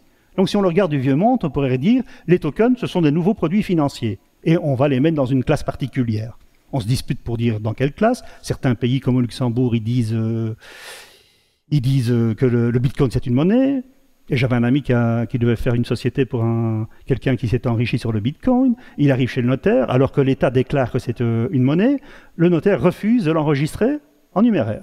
Il dit non, c'est un apport en nature dans la société. Donc vous voyez le conflit même entre le notariat et l'État. Donc il était impossible de faire l'acte de la société en mettant le Bitcoin comme monnaie, alors que l'État clamait « nous reconnaissons le Bitcoin comme une monnaie ». Donc vous voyez, bon, donc on est là vraiment dans des zones de se disputer la classification. Mais ce n'est pas le nœud du problème aujourd'hui.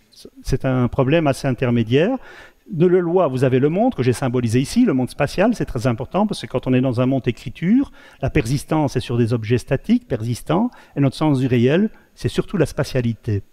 Et donc, comment en droit on fait bien sûr la connexion entre la codification et les faits? Il y a une jurisprudence. Bon, aujourd'hui, il y a des robots qui s'attaquent à cette jurisprudence, qui sont tous les cas d'application de la loi aux faits. C'est énorme, bien sûr. Il y a un aspect philosophique, historique, analytique. Et donc, aujourd'hui, même des robots s'y mettent à tour de bras quand il faut fouiller la jurisprudence pour les besoins de régler des affaires. Donc, ce qui est important de voir, c'est quand on est dans une technique de l'écriture, et ce n'est même pas propre au droit. Pour les mathématiques, c'est pareil. Si je fais des mathématiques, je code pour formuler. J'ai un axiome de compréhension en mathématiques, tout objet est formulable. Quand j'écris, je codifie pour formuler. Et j'ai ici la jurisprudence qui fait le lien entre le code et le réel. Si vous allez d'ailleurs dans une technique d'écriture, les mathématiques, on fait de la théorie, il y a les faits, et alors j'ai les expérimentations, qui sont les points de contact entre les faits et la théorie. Et donc on a ce même intermédiaire. Dans une rationalité scientifique, qu'est-ce qui va jouer le rôle de jurisprudence? L'expérimentation, en quelque sorte. Donc le pattern de rationalité, de loi, et d'ailleurs au niveau du vocabulaire, on dira loi de la nature. Donc ce n'est pas un accident si on va utiliser le même registre de vocabulaire. Loi de la nature, loi de l'homme, loi de la nature. Ce n'est pas un accident. La rationalité juridique et la rationalité scientifique partagent un paradigme commun. Alors, qu'est-ce qui se passe si j'ai un smart contract? Ça change beaucoup. Si j'ai un smart contract, eh bien voilà c'est déjà un grand changement dans la loi qu'on commence à utiliser l'intelligence artificielle pour aller crawler dans la jurisprudence. Mais ce qui est encore plus fort ici, c'est que les smart contracts, ce n'est pas écrit pour formuler quelque chose, mais c'est écrit pour être exécuté. C'est très différent. C'est très, très, très différent. Donc votre smart contract, il passe en exécution, c'est quelque chose qui est codé pour tourner en permanence sur Ethereum. Et ce smart contract, qu'est-ce qu'il vous donne? Il ne vous donne pas c'est pas l'objet, nous sommes dans le logiciel, il vous donne du service, quelque chose qui s'étale dans la durée. Où il est localisé, ça c'est... Après, si le smart contract, il y a des maisons, il va avoir des notions de localisation, etc. Mais fondamentalement, à la base, codé par programmation, c'est codé pour exécuter. Donc c'est pour obtenir un objet qui s'étale dans la durée, et qu'on appelle un service. Donc je fais un petit programme, il tourne sur la machine et vous êtes exposé au service qu'il vous rend. Vous êtes exposé au service qu'il vous rend. Alors ça change un peu le paradigme, complètement le paradigme. Donc vous avez les techniques de code qui codifient pour exécuter avec l'effectivité d'une délivrance par exécution. Vous n'avez pas les faits et le code, et puis je dois vérifier si les faits code au code. Non. Quand j'ai codé, ça va faire le fait. Car c'est le code en exécution qui fait le fait. C'est le code en exécution qui fait le fait. Donc vous changez de paradigme. C'est pour ça, quand il y a eu le fourchage dans Ethereum, les puristes ont dit « No, code is law ». Donc j'ai écrit un contrat fautif, mais c'est le code qui fait fait. Et voilà, il n'y a rien à juger. Bon, c'est excessif ça comme prise de position, mais il y a au moins à remarquer qu'il y a cette dimension nouvelle quand on utilise de la codification par programmation, ben, on n'a pas un livre statique où il y a un lecteur et qui doit mettre en correspondance une formulation et des faits. Nous avons un code dynamiquement exécuté qui crée des faits. Et c'est cela qui m'intéresse, parce que c'est pour cela que j'ai fait le faux. Je n'ai pas fait le code pour aller le lire, hein. Je ne lis pas le programme. Hein, j'ai écrit le code pour le service qu'il exécute. Non, je n'écris pas un programme pour le lire. Je l'écris pour le service exécuté. Okay. Ça, c'est très important. Donc, c'est un autre univers. Moi-même, j'étais mathématicien, j'ai fait de la recherche pendant des années pour un doctorat, je ne trouvais pas ce que je voulais. Et je me dis, il me manque une case. Et alors, je suis devenu informaticien, pas théoricien au départ, informatique... J'enseignais de l'informatique dans les entreprises, programmation, gestion de projet, administration de réseau, hein, un peu tous les postes à l'époque. C'était la montée de l'informatique dans les années 90. Et après 6-7 années, là, j'ai compris toute la différence que ce c'est que de calculer pour programmer et calculer quand on est mathématicien. Là, j'ai vu que c'était deux mondes complètement distincts. Et après plusieurs années de pratique, ben, ça a vraiment enrichi mon imaginaire de tout autre. C'est grâce à ça, d'ailleurs, que je peux faire ce que je fais ici. Sinon, je n'aurais pas pu le faire. Hein, c'est grâce à cette expérience de codeur, bon, comme j'avais un bagage de mathématicien, de philosophe, je réfléchissais tout le temps à ce que je pratiquais aussi. Je ne me contentais pas de pratiquer, j'avais une réflexion sur ma pratique, j'avais une réflexion permanente sur ma pratique, comment ça modifiait mon corps. On parlait que connaître, c'est fabriquer du corps. Ben oui, c'est à force de pratiquer que je fabrique un corps nouveau et qu'une intelligence nouvelle se dessine.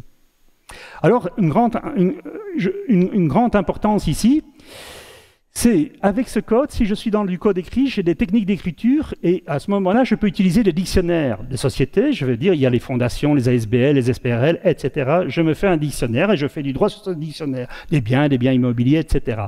Tout ça, bon, ben, c'est dans une utilisation de l'écriture, c'est très bien, mais les crypto-tokens, comme je vous disais, les questions, ben, est-ce qu'on va faire une classe pour les tokens? Si on fait une classe pour les tokens, combien de classes on va faire dedans, etc. Et on peut commencer à créer de la loi. Mais ils vont s'y perdre.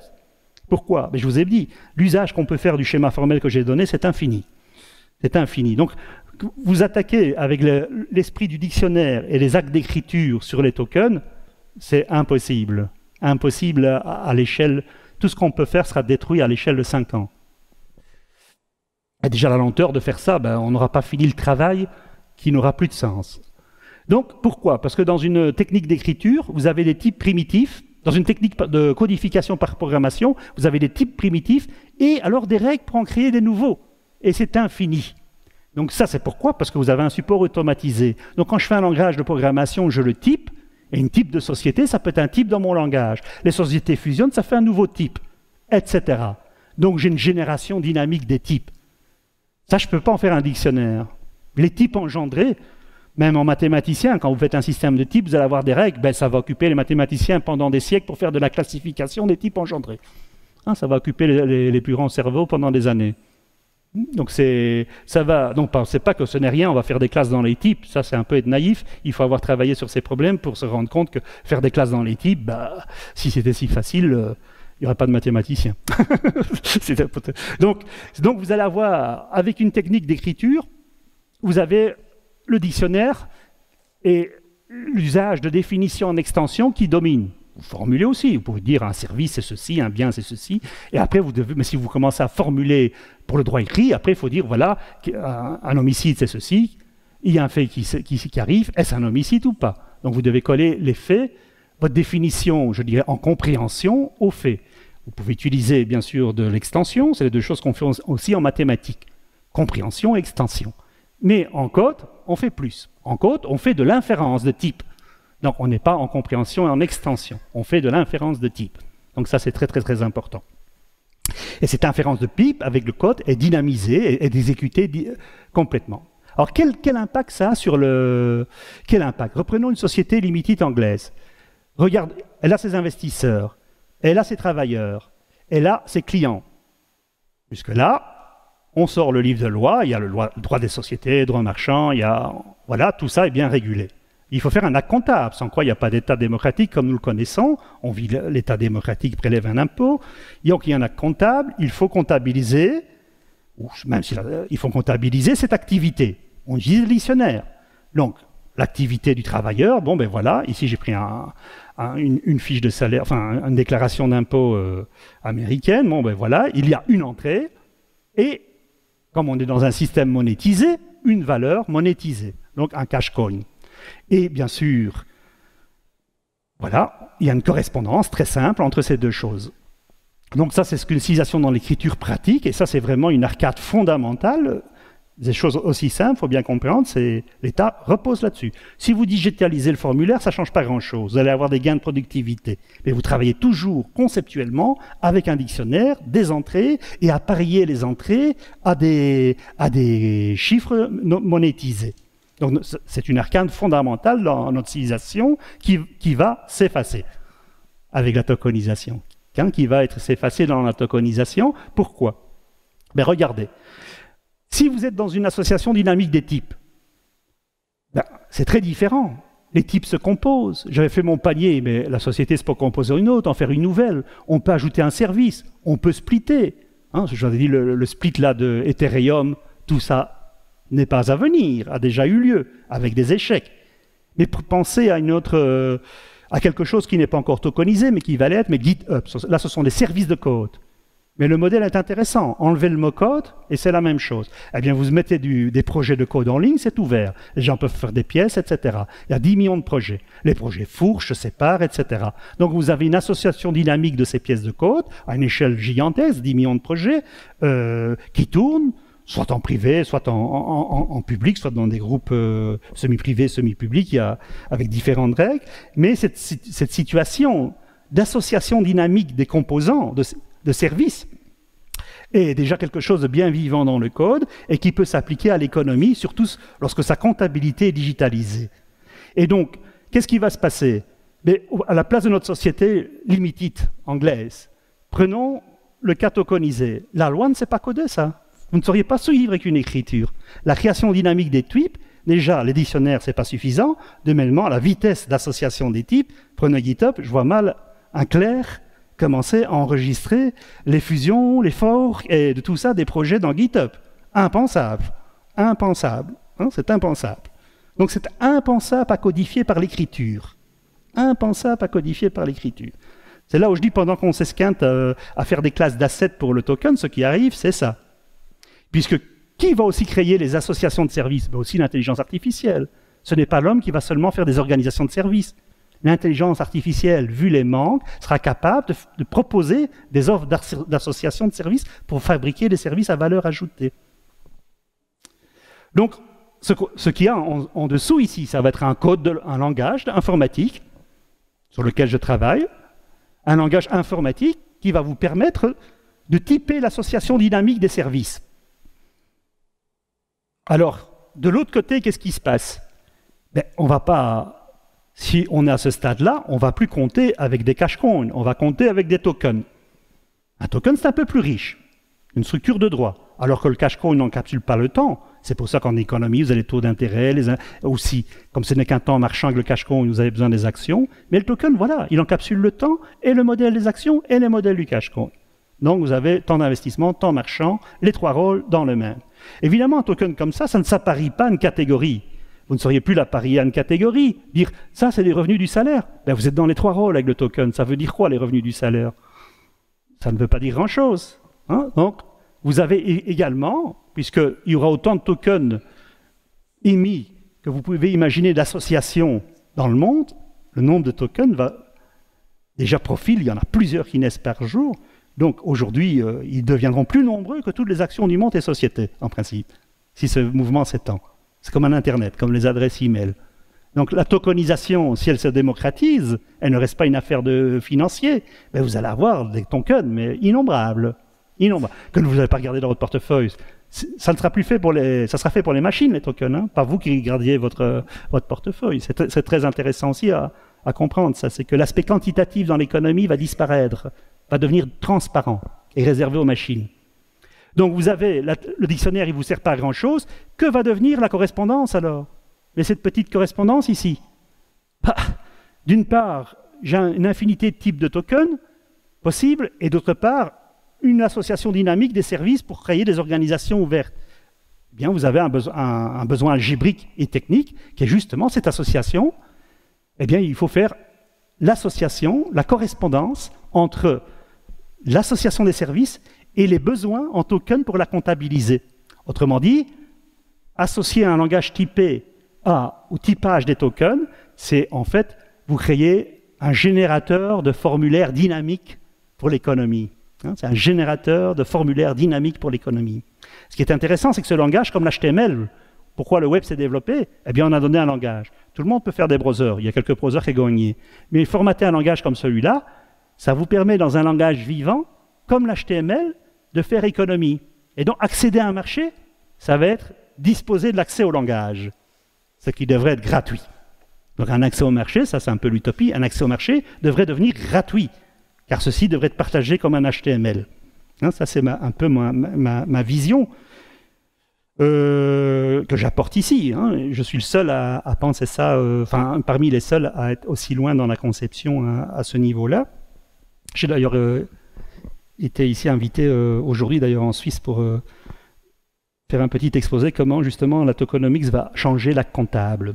On est au cœur de cette question ici. L'économie, la tokenomics va complètement... Les écritures comptables, justement, l'écriture comptable, c'est fondamental dans une civilisation. Je visitais un site Hittite en Turquie quand j'étais étudiant avec ma compagne, et je visite ce site et je vois des écritures cunéiformes sculptées. Je demande au guide, tiens, mais quelles sont les sources pour les traductions de cette écriture? Ah, il me dit les tablettes comptables.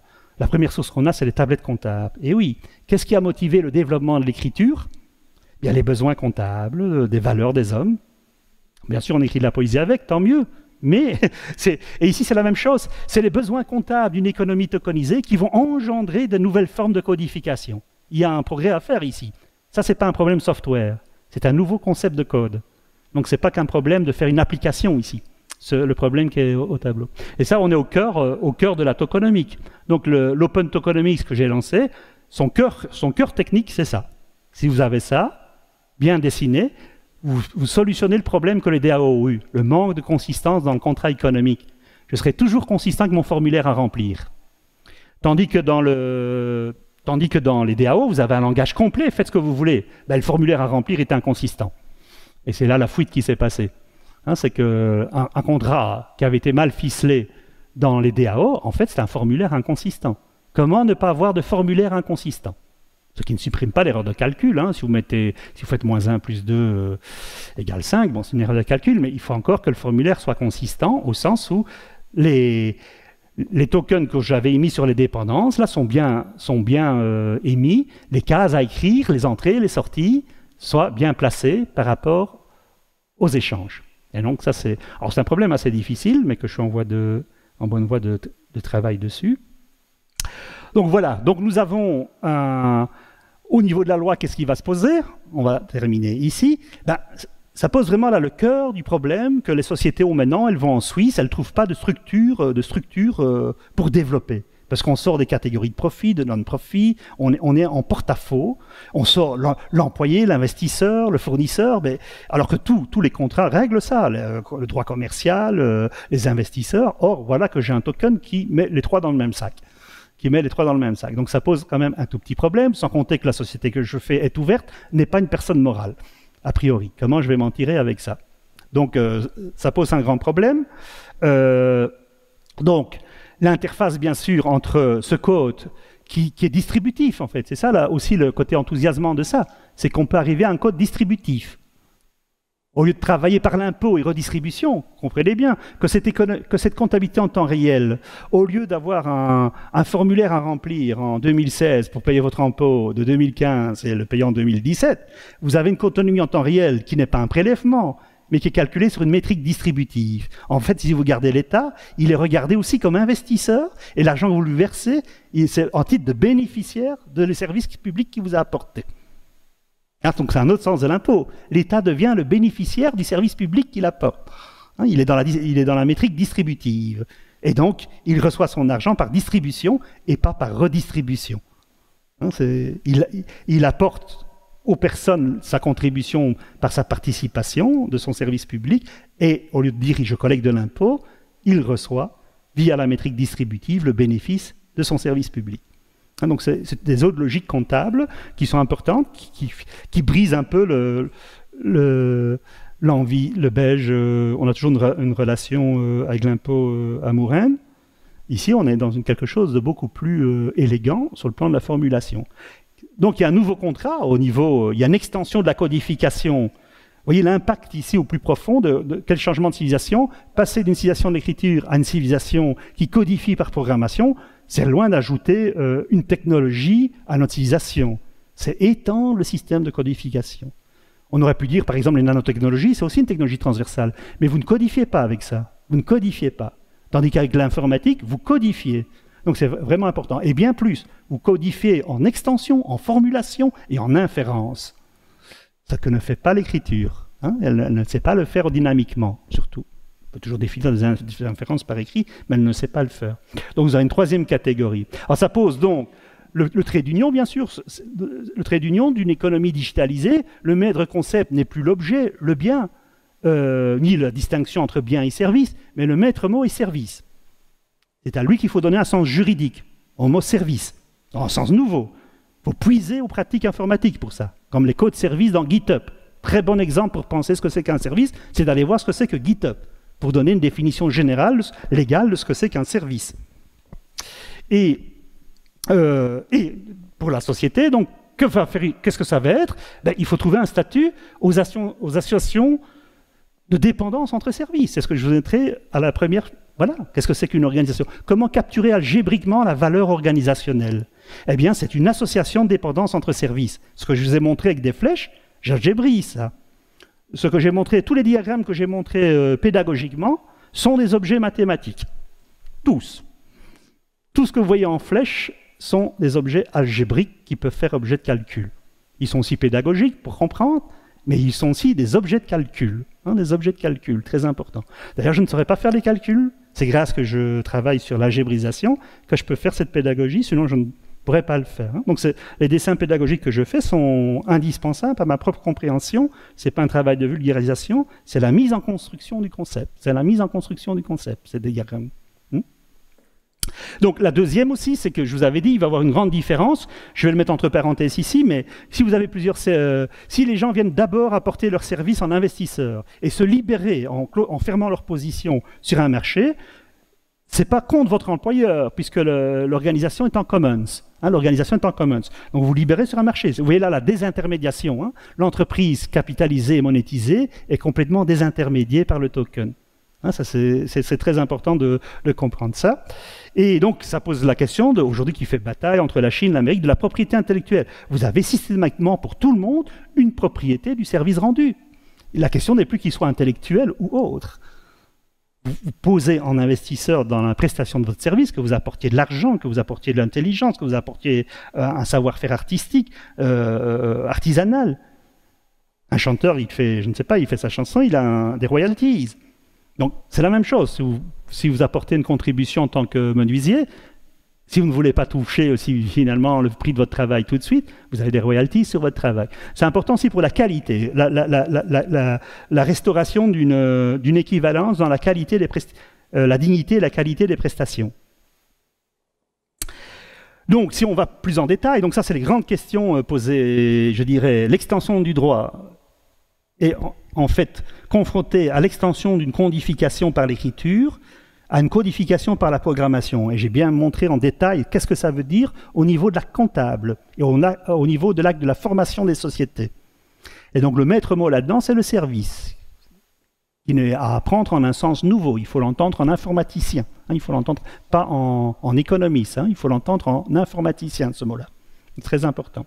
Et donc, il va falloir s'accrocher et arriver à faire un droit pour arriver dans le droit existant, à ouvrir la porte à ces open associations, donc à ces associations ouvertes, l'essai qui a été fait avec les DAO, qui formellement, algébriquement, sont des dépendances entre services. Plus tard aussi, penser à la propriété intellectuelle. Alors, la Suisse a commencé, donc elle a choisi ses fondations, comme en Belgique, on a un droit pour les fondations. Elle a fait une régulation pour les cryptos en cours. Il y a 14 légistes qui travaillent sur... on a, avec l'associé Thierry Bosser, été plusieurs fois en Suisse, eu l'occasion d'entendre parler, certains d'entre eux, comment ils voyaient l'avenir, le travail qu'ils faisaient. Donc, je vous ai dit, quand maintenant il y a un white paper, si quelqu'un fait une ICO, il y a un white paper, les juristes doivent se pencher sur le texte pour voir si oui ou non ce que la personne pratique avec des ICO peut être accepté ou pas par rapport à toutes les législations existantes. C'est assez lourd, et c'est aussi très dangereux pour l'investisseur, surtout quand il se voit refuser après avoir levé les fonds. Donc pour l'instant, c'est pas très confortable, mais bon, la Suisse reste quand même le meilleur encadrement pour l'instant, même si c'est cher. Faire des fondations en Suisse, c'est pas donné. La maintenance de la fondation. Pourquoi la fondation? On voit déjà que l'entrepreneuriat va aussi bouleverser l'ordre social. Donc, grâce à une fondation, il y a un droit d'audit de l'État, beaucoup plus strict.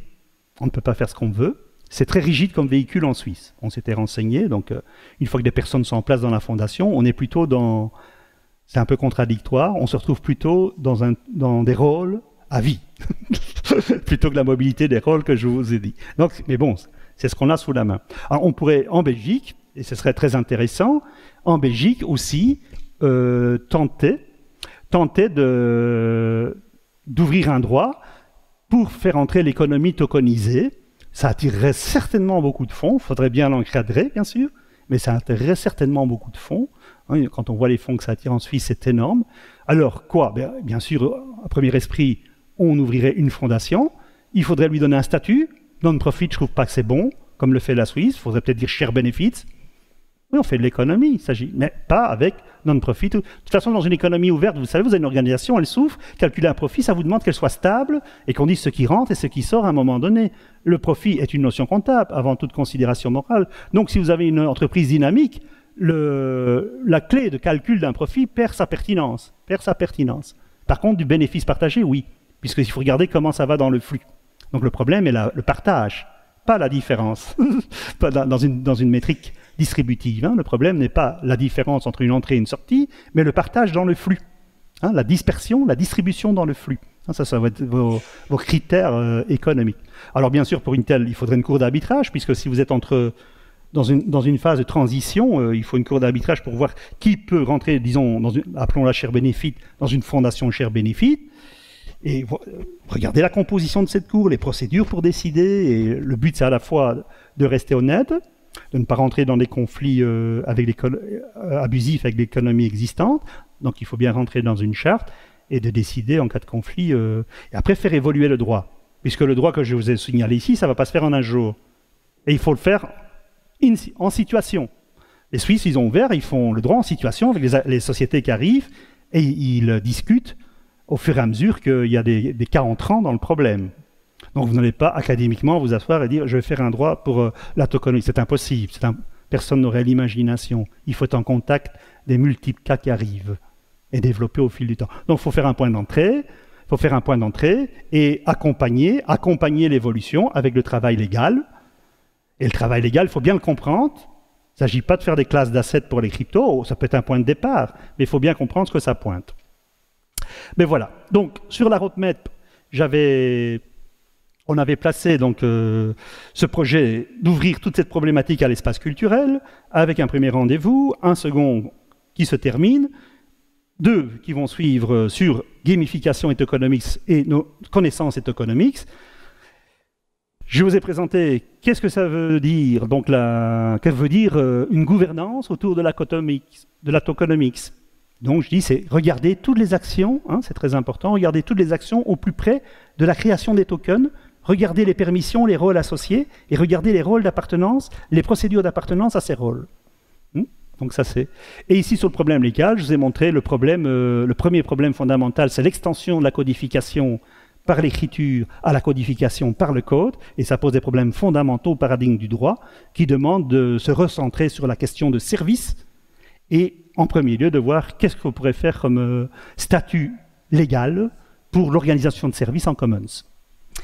Donc, je vais bientôt terminer ici. Donc, pour le droit, on fait un réseau ouvert. Donc, dans le réseau, il y a déjà l'université de Namur qui s'est présentée avec un groupe de chercheurs qu'on aura en rendez-vous le 4 mai, donc un chercheur en droit, où je vais leur reposer les questions ici que je vous ai posées avec quelques considérations plus techniques pour des gens qui ont une expertise en droit. Mon rôle, moi je ne suis pas légiste, mon rôle c'est de porter la question au légiste, parce que le légiste il ne va pas lire qu'est-ce que c'est qu'un smart contract, etc. Le légiste à vous, à Paris, on lit les white papers, on ne les comprend pas. Donc le gars qui fait son société ICO, les légistes doivent lire des papiers, comme ils ne sont pas dans le registre conceptuel et l'imaginaire des informaticiens qui ont créé ça, accompagnés pourtant de conseillers pour réécrire et réécrire le white paper 5 fois, ils le lisent, ils ne comprennent pas. Ils ne comprennent pas de quoi on leur parle. Donc ça pose un problème. Donc mon rôle sera plutôt de porter la question aux légistes pour faire avec une perspective aussi, pas résoudre des problèmes qui sont déjà dans notre dos. Hein. Il faut un petit peu être prospectif, sinon on arrivera toujours en retard. Alors pour la gouvernance, je l'ai rappelé la gouvernance, donc travailler au plus près du rôle. Là, bon, c'est sur le calendrier. Ceux qui sont intéressés peuvent me contacter. Donc l'atelier de droit, un atelier de droit va commencer, mais il y en aura plusieurs. Pour la gouvernance, c'est aussi un atelier ouvert. Les gens qui sont intéressés, on peut réfléchir ensemble. Je ne serai pas toujours présent dans les ateliers. J'aimerais que ça s'autonomise. Parce qu'il ne faut pas être technicien. Bon, évidemment, pour la question de la gouvernance, je vous dis, celui qui a fait peut-être du project management, de la gestion de projet, ou qui a étudié ITIL, PRINCE2, qui sont toutes sortes d'analyses, je dirais, de commentaires de sens commun, comment gérer un projet, comment allouer les rôles, etc. Donc, ça vous donne évidemment, si vous avez étudié ces domaines, des procédures analytiques qui vont être favorables à étudier ce terrain nouveau. Mais vous n'allez pas pouvoir de toute façon venir avec votre bagage et utiliser ces procédures dans la mesure où il y a une dimension sociétale. C'est pour ça que ce serait bien de faire des factories en mode de soulever les questions de gouvernance sur un cas concret. Et le cas concret, ça pourrait être gérer l'événement. Ici, on fait un événement en mode ouvert. On pourrait penser sa gouvernance. J'ai fait déjà 2 événements, 3. Il y aura des ateliers. Il y aura d'autres événements sur la ligne du temps. Comment le gérer, cet événement en mode ouvert? Hein, ça, c'est... Les participants sont amenés à penser comment ils vont coopérer à travers un schéma tokenisé. Au départ, ils viennent gratuitement, mais si je devais enregistrer mes contributions, et pour plus tard, si c'était tokenisé, comment on distribuerait? Comment on appliquerait les rôles dans la gestion de cet événement?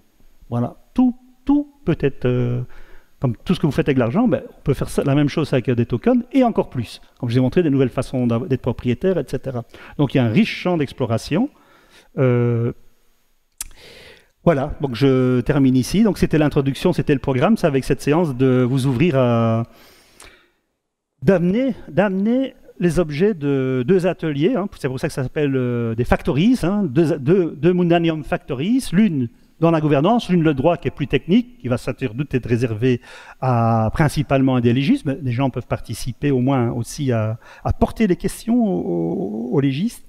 Mais la première, gouvernance, elle s'ouvre à un très grand public, et c'est la façon de découvrir les tokens, pas à travers le vocabulaire des geeks, je dirais, qui va vous dire le smart contract, comme on fait dans les crypto-cafés, ils sont sur l'ordinateur, ils codent des smart contracts. Bon, si vous arrivez, que vous voyez ça, bon, c'est pas très intéressant, ça vous montre pas la relation, c'est pour ça que je dis la tokenomics, c'est la relation du contrat à la société, c'est pas la relation du contrat au code, c'est la relation du nouveau contrat, des nouveaux possibles à la société. Mais je vous remercie pour votre écoute. Donc, je termine ici la séance.